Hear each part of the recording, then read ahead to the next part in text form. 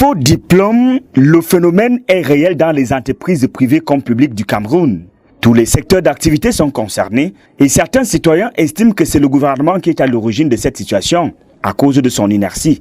Lorsque le gouvernement ne fait pas son travail, on prend un profit parce que s'il y avait un contrôle préalable, qu'après un concours, après que les candidats soient déclarés admis, que l'on fasse, comment dirais-je, un contrôle sur l'authenticité. Ce n'est pas être tellement accru. Mais à partir du moment où on laisse faire n'importe quoi, bon, vous savez, il y a un phénomène de corruption qui est très élevé au Cameroun. Donc c'est ça qui fait en sorte qu'on prospère, ça prospère les faux diplômes. D'autres pensent plutôt à la situation générale de dépravation des mœurs. Et rien ne tient plus bon au Cameroun. Il n'y a pas que les faux diplômes. Ça, aujourd'hui, on a parlé des faux diplômes. Mais il y a aussi les fausses identités. À chaque concours, les jeunes sont obligés de partir se faire une nouvelle carte d'identité parce qu'ils ont réduit l'âge. Et ça, c'est lié aussi au fait que on nous forme, nous avons des diplômes, mais quand bien il faut s'insérer, que ce soit la fonction publique ou que ce soit dans le secteur privé, soit c'est le tribalisme qui nous tient, soit c'est le népotisme qui va nous tenir.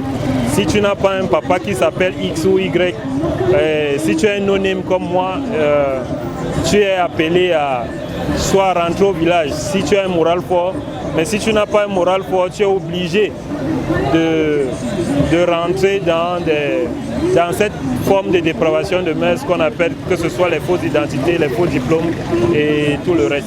La dernière vague conclut au manque d'emploi qui amène les Camerounais à prendre le raccourci.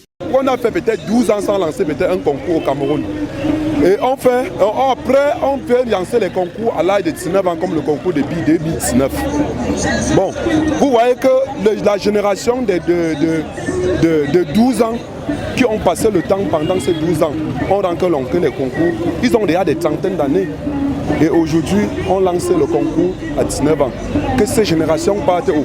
Ils ont maintenant raison de réduire leur âge pour pouvoir lancer les concours. Il s'avère alors impératif de trouver des solutions pour mettre fin à ces phénomènes. Des suggestions fusent. Il faut déjà penser à des systèmes informatisés qui ne sont pas de l'époque de nos parents.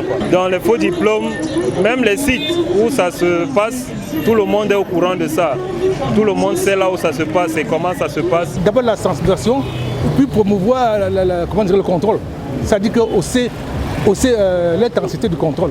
Vous voyez, là ça peut changer un peu. Tout ce qu'on peut faire, c'est de créer que les sociétés, pour aisément que le gouvernement puisse accepter que les sociétés privées entrent au Cameroun pour employer les jeunes, pour que ces problèmes diminuent. Et que faire de ceux qui sont actuellement en poste, pourtant détenteurs de faux diplômes? Honnêtement, on doit d'abord lui révoquer son travail d'abord. Maintenant, on essaie de savoir comment il a fait pour avoir ce diplôme, où il a fait et qui l'a aidé. Maintenant, aller au fond maintenant et punir ces gens conformément à la loi du Cameroun. Derrière ces faux diplômes, ça engendre plusieurs d'autres activités, d'autres avantages qui ne sont pas du tout bien pour le Cameroun et pour l'avancement du pays. Et ça tue vraiment ceux qui ont travaillé, ceux qui méritent, parce que les vrais gens qui ont ces diplômes sont toujours à la maison ou bien sont recherchés dans le travail.